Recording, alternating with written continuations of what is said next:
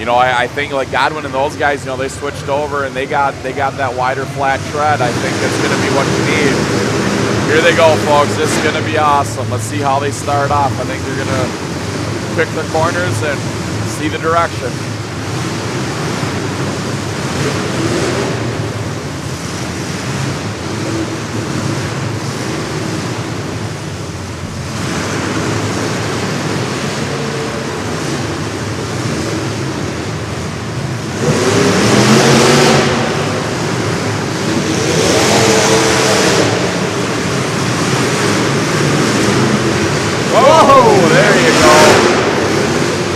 Bush wanted to be the first one to break the seal, really turned up the wick and went right underneath the nose of that number 11 Woodward.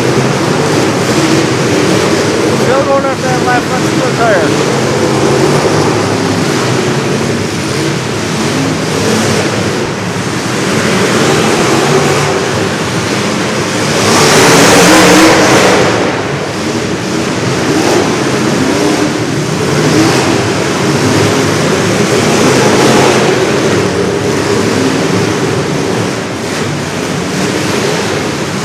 Passmore sunk the right rear corner. Nichols trying to get him free. Passmore right rear deep in the dirt. He's got the rails now down into the track surface as well. And he is mired. He's hung up on the front of that other car and trying to get him loose. I was just going to say that. He got that bumper deep in that right front corner on that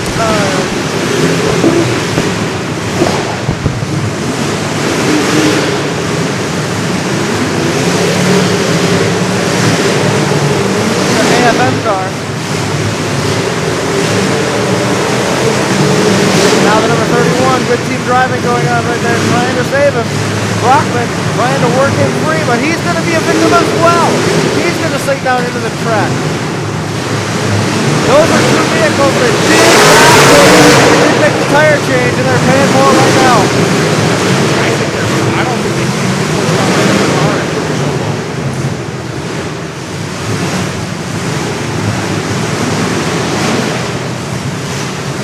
Look at the whole Passmore stuff. And Woodworth way up in the air in the number 11. Gets it back down to the ground. That's twice now he's been way up in the air. Keep an eye on Ski Inc.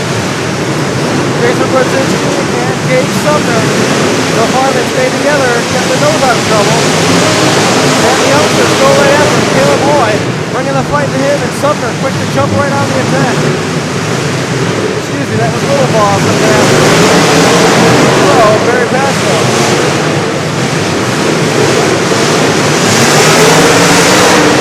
Now one of the Team Raw cars having some trouble navigating out there.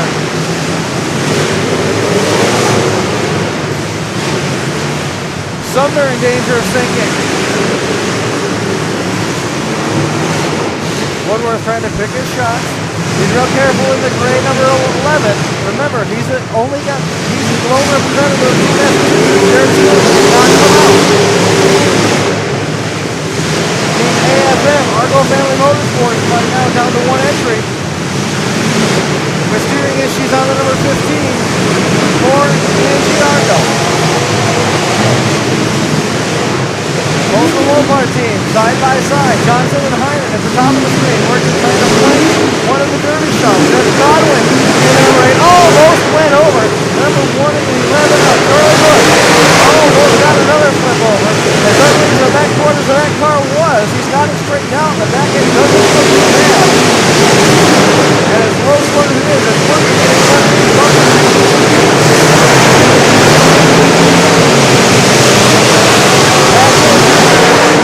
From his perch over there along the wall, still walking nose to nose, battling it out with Jason Brzezinski. The number 11,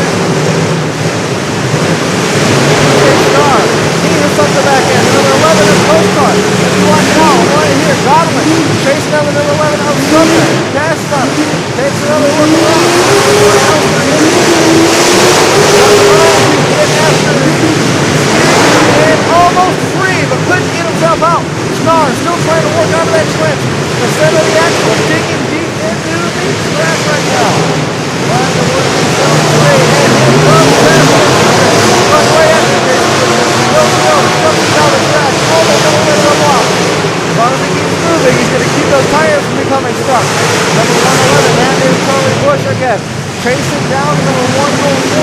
One of the other Derby Shark cars. That is Daryl Muldoon. Shoving him right up to the concrete. Another one of the wagons. What did it cost him? The front tire looks like it's been laid over on that 111 of Bush.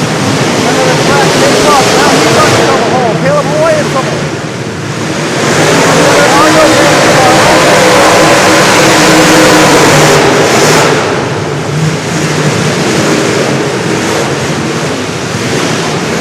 Toasted stars staying together over here to the right. As you see the battle continue to rage.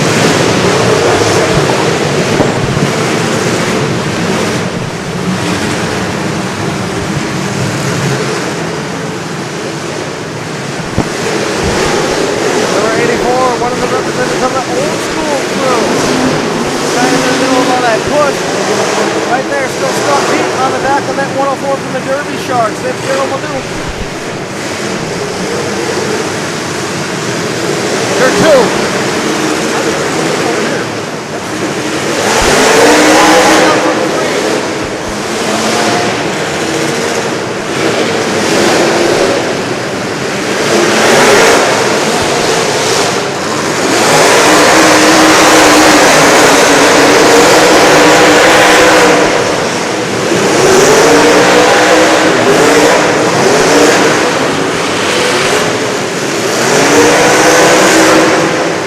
Big shot right there delivered by Johnson. Went right in the nose of Schnarr. Trying to get that bumper to start getting down. And it looks like it might have worked. Left front tire as well.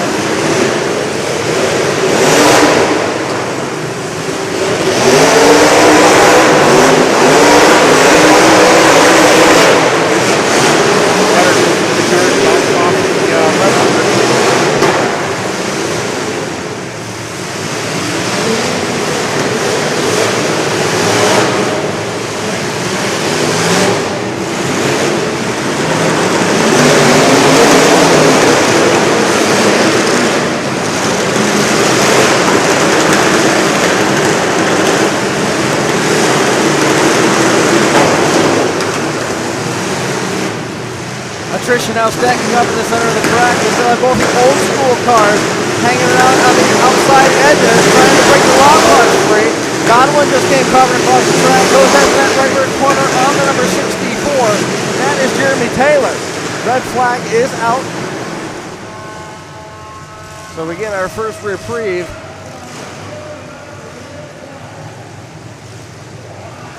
Looks like half of a bumper over there that's been knocked off.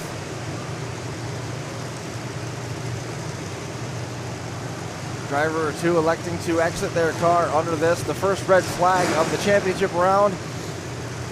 Looking to crown our champions here at the 2020 Southern National. Chris Woodworth out of his cars. Angie Argo, Russell Argo out of their cars. And that is the number 31, Brian Bachman exiting. K-Pup. Next one to exit, Caleb Roy, the number 21, K21. So it looks like the old school cars, they were hesitant. They've been spending a lot of times working on the perimeter of the track. You see Gage Sumner and Jason Brzezinski were staying on the perimeter of the track. The Postal Mopar cars staying on the perimeter of the track, not venturing into that center part of the track. Just now, before that red flag, the old school ride of number 84, Robert Nichols, went in trying to save one of the raw cars. It didn't work for him. He's now sunk. And at the same moment, it was the 64 of Taylor who tried to get the other raw car out. Backed out of that plan immediately, and he is again staying on the perimeter.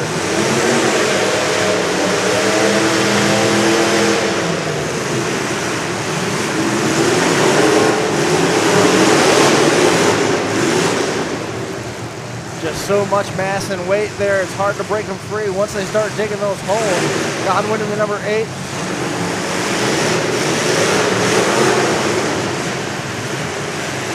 Working around the middle of the track.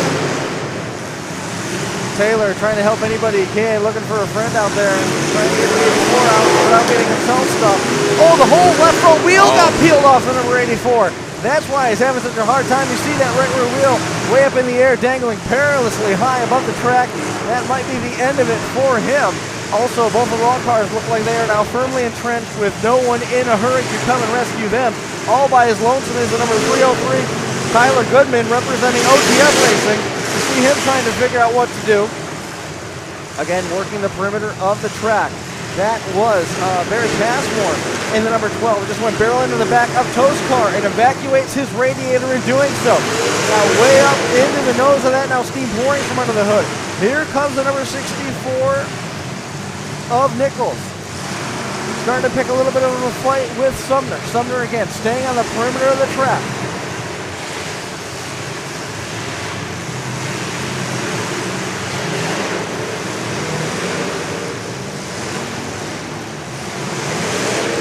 Mopar has done a great job of working as a tandem. They've stayed together the whole time. Here comes Toast. Collides with the back of Barry Passmore Jr.'s number 12. That's the P12. And he, at this point, is the only representative for the youngsters out of Mancy, Kentucky. We still have both of the outsiders, Jason Brodzinski and Gage Sumner out there. Down to one representative of Toast Promotions. It's Toast himself. Vince Olivius in that 484. Sumner goes deep underneath the nose of the P12 up there on the top of the track. Behind it, here he comes, takes a look at the 484 of Toast. He's got his hands full and Passmore chooses to take it. He doesn't.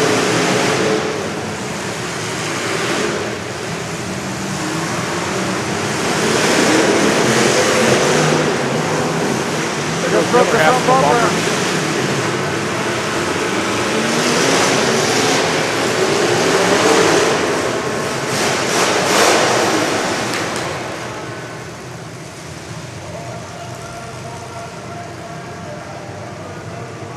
Recap with me, if you will, as we go around the track. Down here to our left, the P12, Barry Passmore, only representative of the youngsters. Behind him, Gage Sumner in the 11, Jason Brodzinski also still out there, both cars running for the Outlaws. That is Barry Passmore in the 12, the only remaining representative of the Junkyard Dogs. Vince Olivius, the 484, last remaining representative of Toast Promotions. Postal Mopar, both cars still out there. That's Heinen in the 2, Johnson in the 1. Coming around over here to the next corner, the 8, Godwin. The last one left from the Derby Sharks. The 303, the last one left from OTF. That is Tyler Goodman. And then representing the final car on the track, the only one left from Team Old School, Jeremy Taylor in the number 64. So a lot of one-car operations out there, and only a couple of them out there with both teammates still running. It's safe to assume, though, that the audible will be called, and you'll see both the Passmores work together as this derby wears on. So 3 teams to 2 and a couple singles as we work towards crowning the champion of the 2020 Southern Nationals.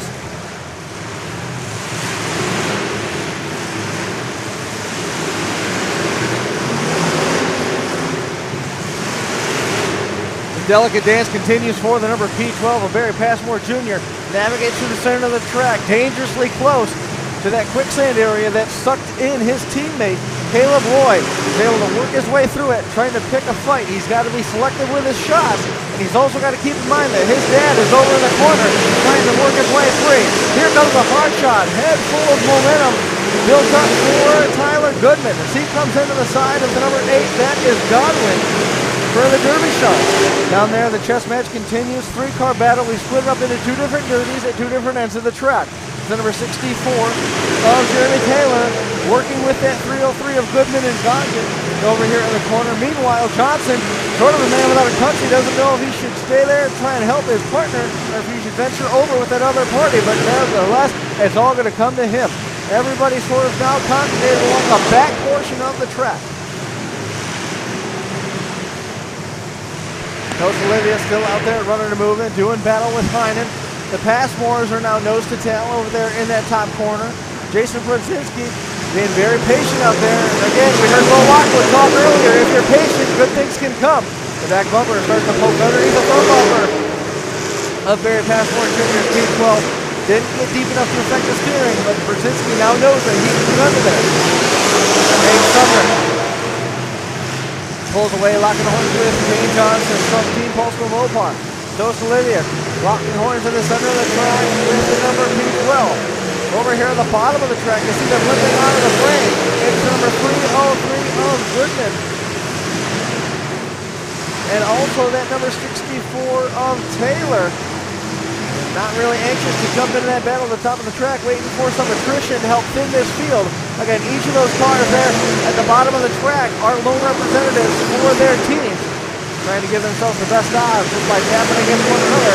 Hopefully some of the cars on the top of the track getting ensnared or have catastrophic or terminal failures help better their odds.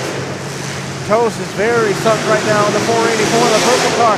Just took a lick on the right front corner from Barry Passmore Jr. Jr. able to dig himself out and looked a little bit perilous there for him for a moment.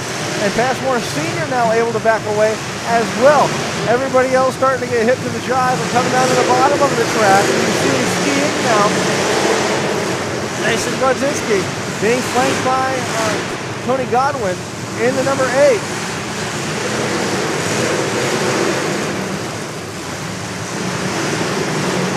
Passmore Jr. not really sure what to even do when he's eyeing up the option of driving over the back of either of those two sedagons. Likes to go by and just flank Godwin to the number 8. We see the battle continuing to rage on the top of the track. That's the number 84 of Nichols. He's working his way to the top of the track now. Olivia's in trouble. Countdown is on. Sam's running 50 hourglass. Looks like the front wheel's starting to jam up now on Passmore's number 12. The 303 of Goodman in the mix as well. Right there with Heinen. Heinen gets out of Dodge. And here comes Johnson following suit.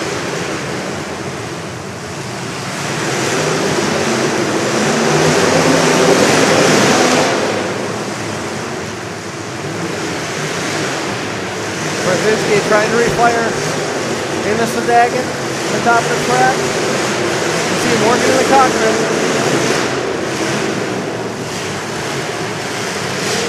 Does so. Passmore is stuck on. Might be. You can tell from his vantage point what car, but he's mired in pretty deep and now he's digging a hole. He could be in trouble. Might be down to 8.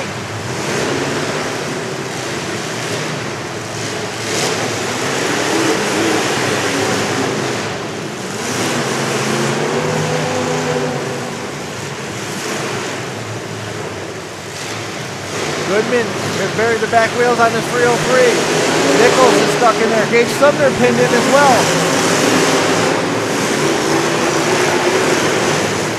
Business picking up now as Postal Mopar goes after Team Ski Inc., the outsiders, the Outlaws. And they realize exactly what Brzezinski's trying to do. He's desperately trying to make his way over to Gage Sumner. They're staying on him. He's going to be able to make that turn. Godwin able to break free. You see him just at the edge of the frame, battling it out with Passmore Jr. And all of a sudden, the Church of the Yellow Flag is what it seemed to be. They were in some danger of being timed out, and all of a sudden, all 3 of those cars got themselves untangled, and away they go. Among them, number 64 of Nichols, and also among them, 11 of Sumner. A couple of the 2-car teams still out there running and moving are Postal Mopar and the Outlaws. Brzezinski and Sumner. Passmore Jr. still out there. Godwin still out there. Taylor and that 303 of Goodman.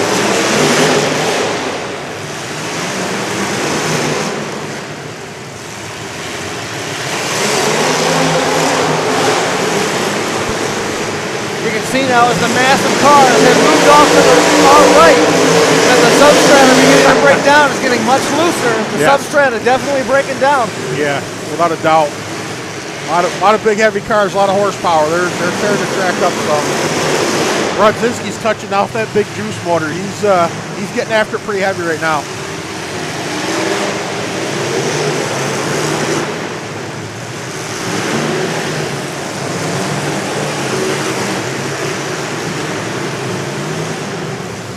It almost seems like some of the top contenders at this point are holding idle. If they're even remotely afraid that they spun those wheels, they hold idle until they get hit. Yep. That gets them rolling, and that's going to help them keep from digging that hole.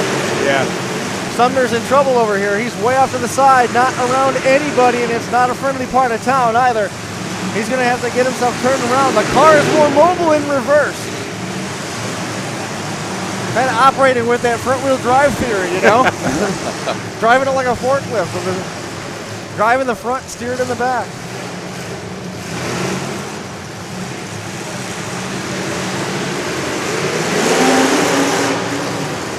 I mean, at this point, we haven't seen any howitzers in the last little bit. No big shots delivered.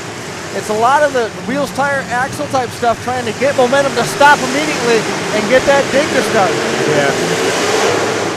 Oh, Godwin's digging a hole. Godwin's going to be in trouble with that Sedagan. Oh, yeah, those tires aren't even touching now. That rear end is in the ground, sitting on the ground. Tires are dug themselves a hole. The solid suspension was not the way to go. And he took the stick down, and I believe. It looked like the number 8 of Godwin might be taking the stick down.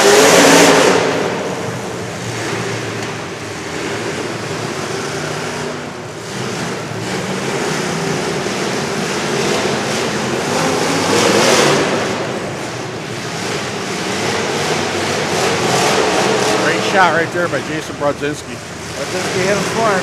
Ooh, Gage Sumner doing the same thing. Hit on that left front tire. Look at how the back bumpers feed in. Just grabs that front tire and wrestles it around. Nice driving by Passmore Jr. to get out of that jam. Doesn't want to back himself back into that hole.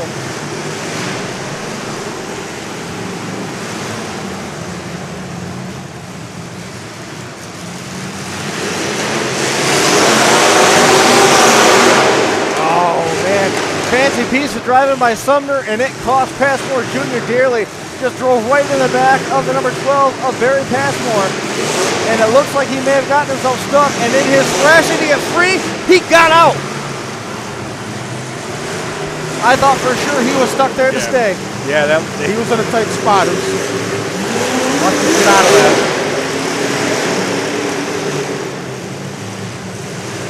Track has changed colors again. It's more of that some layer of clay gets mixed in. Definitely some sticky stuff. You see the sidewalls of the tires, they get sunk, the clay is sticking to them. Yep. You gotta wonder how much of that is actually sticking up under the cars to make it even more difficult to navigate.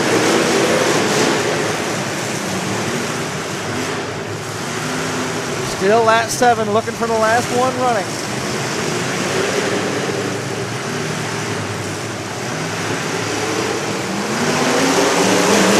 Gage Sumner just buried himself. Gage's going to need a little bit of help to get out of there. They're doing everything in their power to keep Jason Brodzinski. Oh, Jason Brodzinski's buried as well. Yeah, Jason's stuck, and so is the 64 of Taylor. And just like that, Taylor able to drive away. Brodzinski trying to work himself out, and he does so. He's from Michigan. He knows how to get out of a snowbank. No doubt. But all eyes on him right now. Brodzinski trying to work his way out.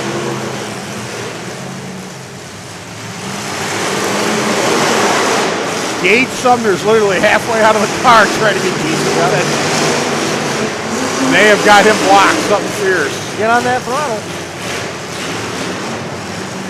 Jason's trying to shove that 303 up into him, trying to get any motion he can. He's got a runaway, but here it comes behind it.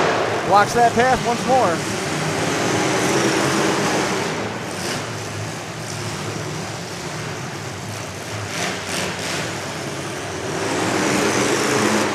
Look at this. Taylor down there directing traffic, telling Passmore Jr. and the 303 to just hold still. Telling Goodman and Passmore Jr. just wait it out for a minute. They're trying to determine who's sunk and who's not.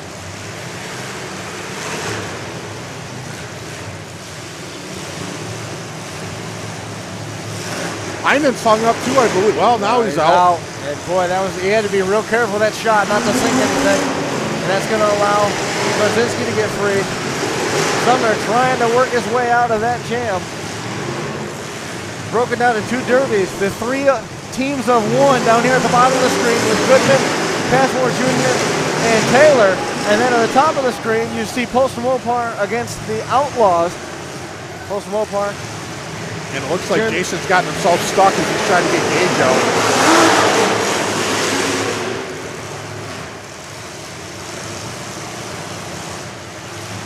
Bent wheel as well.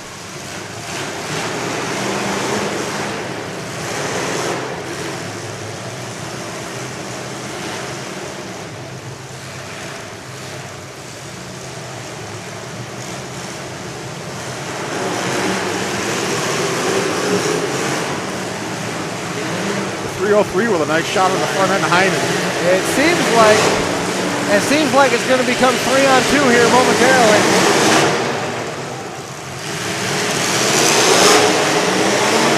Passmore goes after Heinen.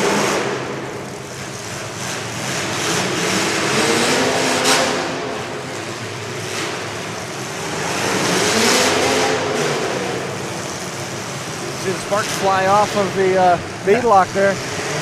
Machine the outside of it. Beveled edge now. Who's it gonna be? Coastal Mopar, can they pull it off against the team of three, the makeshift trio? Jeremy Taylor in the 84, the 12P of Barry Passmore Jr., and the number 303 of Tyler Goodman.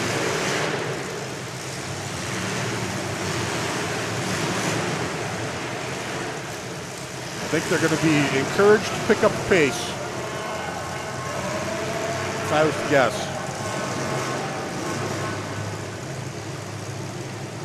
It's a slippery slope. You pick up the pace, you dig a hole.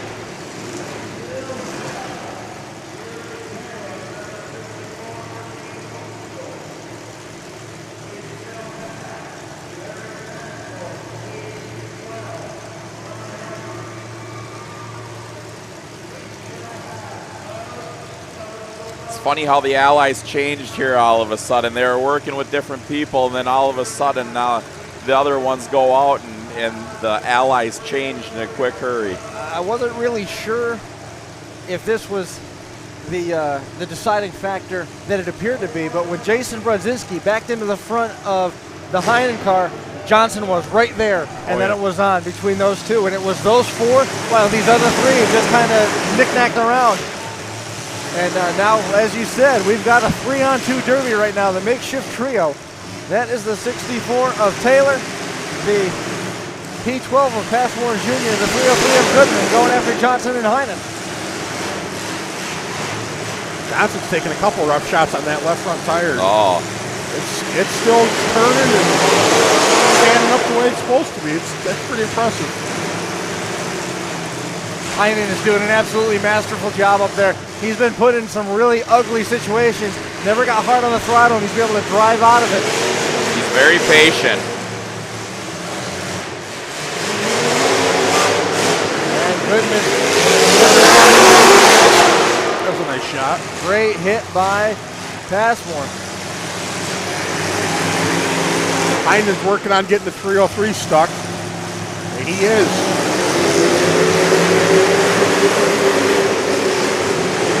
Down to 2-on-2.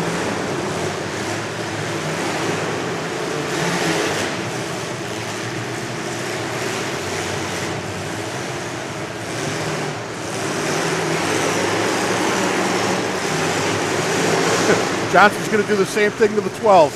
Yep. He's going to wait him out. Oh, steering locked up.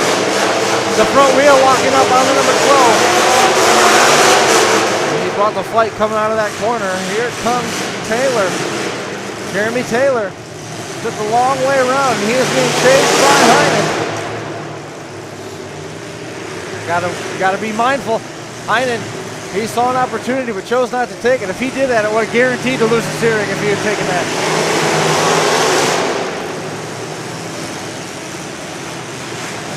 That was a nice shot right there by Heinen. Yep.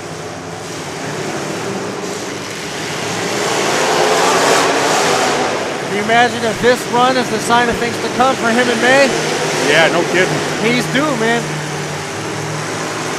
And there's a change in that run. That's a one and done. Right. That changes the whole outlook. That window bar doing its job, holding the back of the car down. Yeah. Look at how much the roof is TP'd though. Yeah. How that roof is stretched.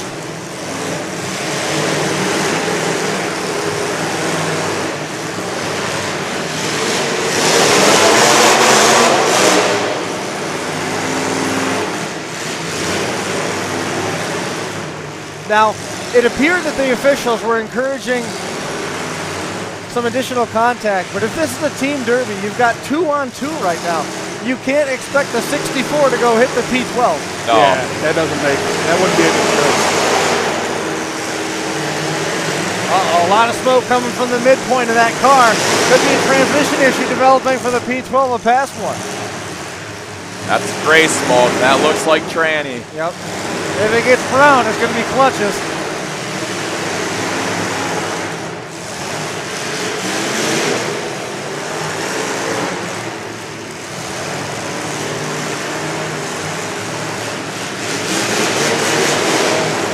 It still seems to be tight though. He isn't. Yeah. He's getting in the gas. His tires are spinning. Doesn't look like it's lost anything yet. He's got a lost tire. He's got a down tire on the left side in the rear, though. That's hurting him big time.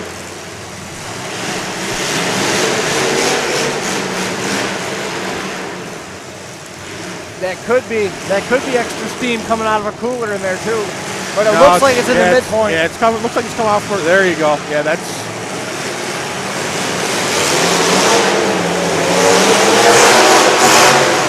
Sensing some urgency, perhaps. Passmore picking up the pace.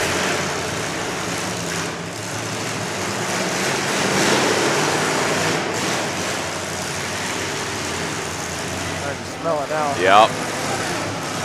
Johnson's got tranny problems down there. Oh no. What a break right there.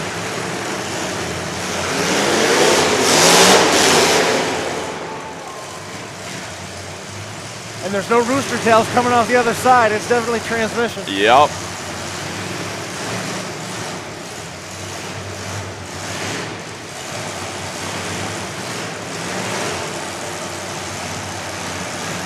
Just does not want to cooperate. Now, heads up, 3 cars left.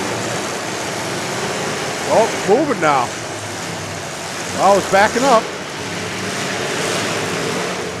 Maybe he just had to get the pump cleared out. Yeah.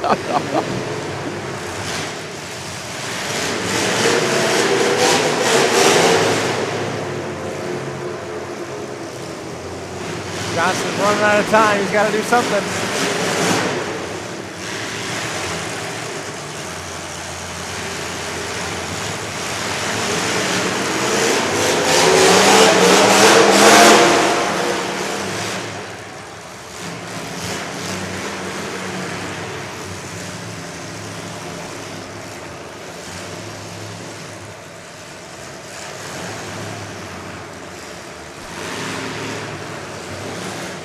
Oh yeah.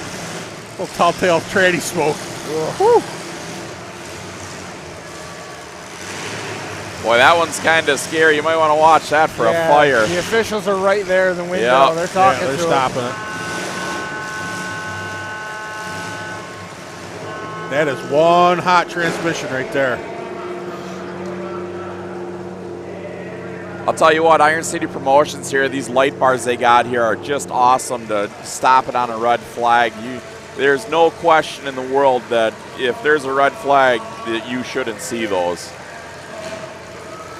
Did that transmission just amplify and get more and more smoky, or did it pop? I think it just, once he shut it down, you get that backlash of the fluid in there.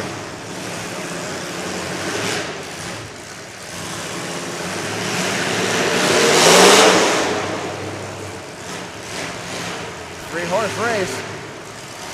Whew, nothing like the smell of work training.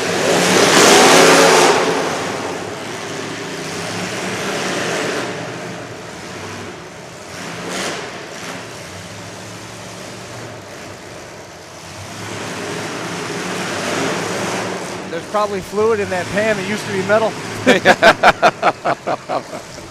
Yep.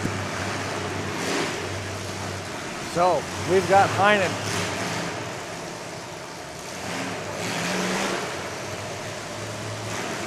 Out there with Passmore Jr.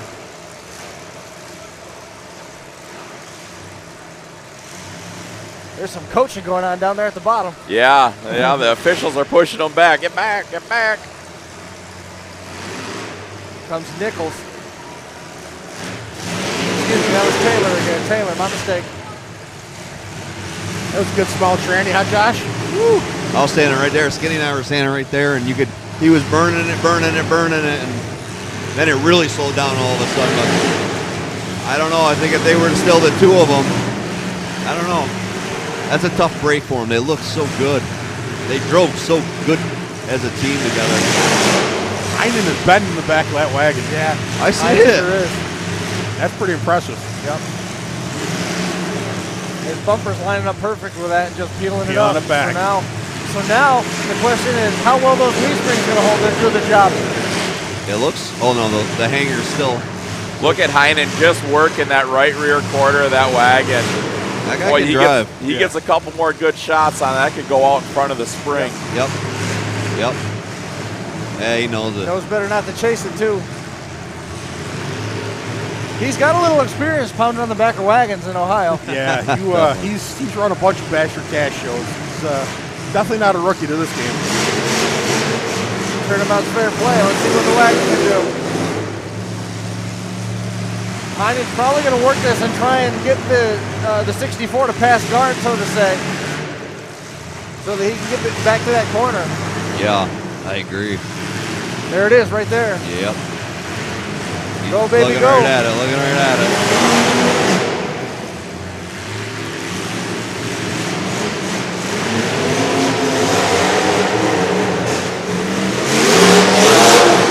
So did he swap sides on that based on strategy, or is he trying to stay away from those the leaf spring sticking out so it didn't damage his steering? I think he misjudged. Just took what was offered. I think so. I gotta tell you, Passmore's motor is unbelievable.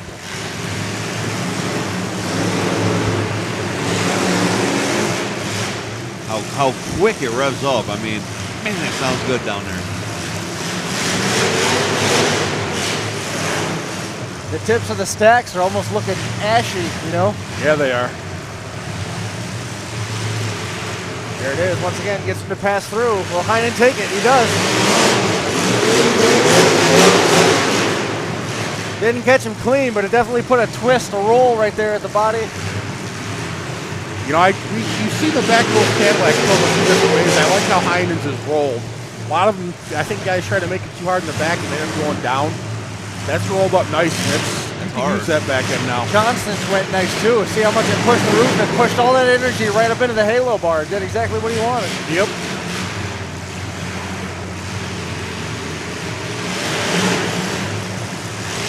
Once again, Heinen goes after the rear corner of that. Working down in that corner. This is where you get in trouble a little bit, you know. Getting a little dangerous, yep. Bring it right back to the middle part of the track like it was. I start getting itchy when I get near those areas. It's like I gotta get out of here, you know. Why? Because I get hung all the time. All the time. I don't want to curse you, but it's been a few years since you parked on a No, don't, nope. I haven't been hung in a while. I haven't been hung in a while.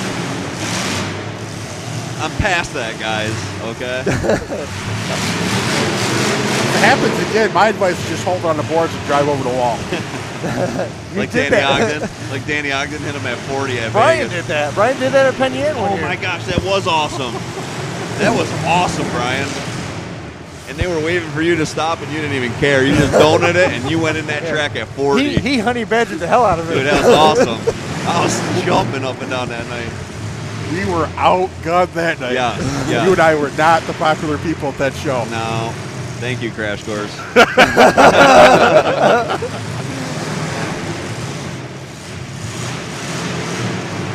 They got you in the heat. They got me in the feature. Got me bad in the heat, man.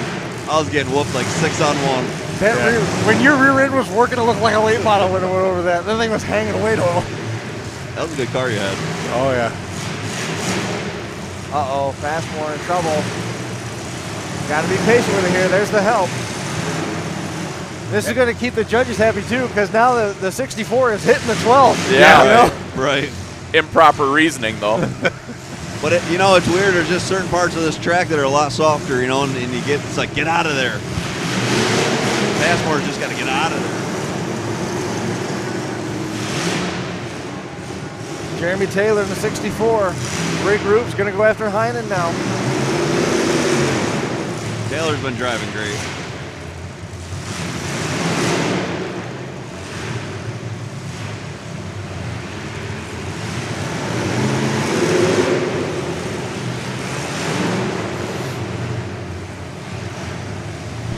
See, now I'm not a very good driver, so I would just get angry and go to the other end and just hit one of those Me guys. too. 60. It's like, I want to end it now.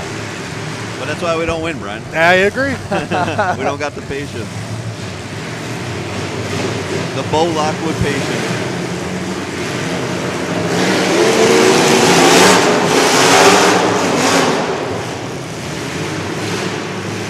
Opened it up a little there. I mean, for really 2-on-1, Heinen's doing good work. Yeah, he is.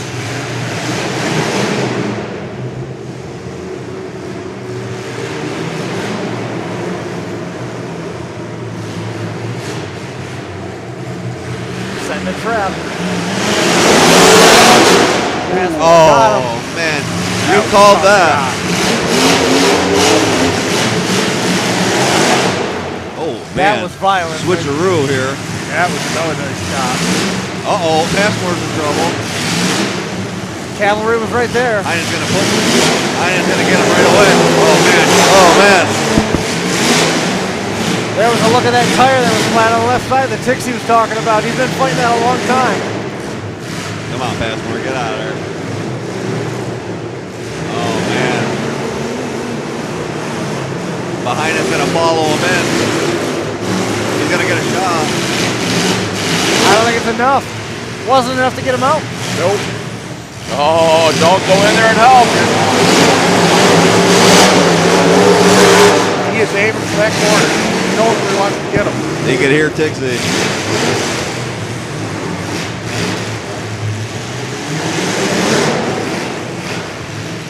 Trying to get in on that wheel. The Postal Mopar team's taking a lot of front tire shots today, and their tires will stay together in the front. They really, whatever their setup is awesome. Yeah, we mentioned that earlier. They're taking big shots on the wheels, and they're holding together nice. Just taking it. A lot of driving experts down there along the wall. Always. Always is. Always.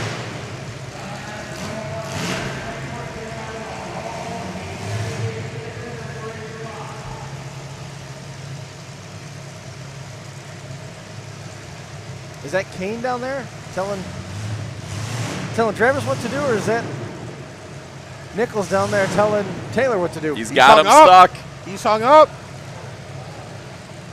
One tap, and it's his. He already gave him the tap.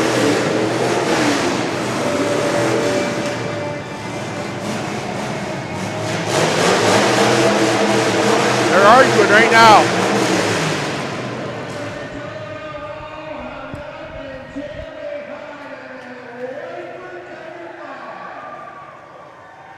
Look at that. Jeremy Heinen coming away with a win here. What a feature that was. We're going to get this trackside here momentarily. Still got, I think we still got time left on the 64. We got a bunch of officials here that are down trackside trying to get some coaching. We may see the number 2 refire and have to make one more shot.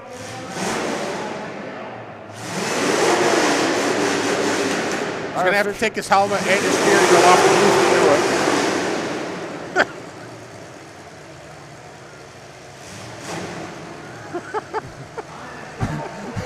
That's a first. I was just going to say, I don't think I've ever seen that in the Derby world yet. Now we got the red flags again. What's the final call here? So now they're saying the 2 has to make a contact shot. The red flags are...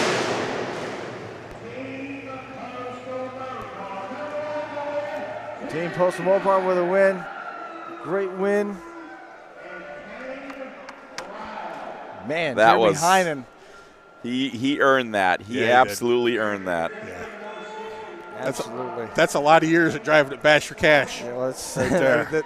no, I'm going to just make a quick timeout and give a bit of a disclaimer, because every time on the way home I get messages that I had no faith in this guy or this guy, and that was an awesome feature. Yes. Right? Come on. Yes, I don't think was. we were down in anybody. It was No. just a matter of watching the chess match play out, and if you know how chess matches work, you can see what's happening. Yeah. And you know what, you guys, back at home, yes, we may talk a little highly of somebody or something like that, but do understand some of these guys are our brothers out there. I mean, we have been to battle, we've been to war, they help, they everything. So, no, I mean, please understand we enjoy everybody. Just some people have got history with us.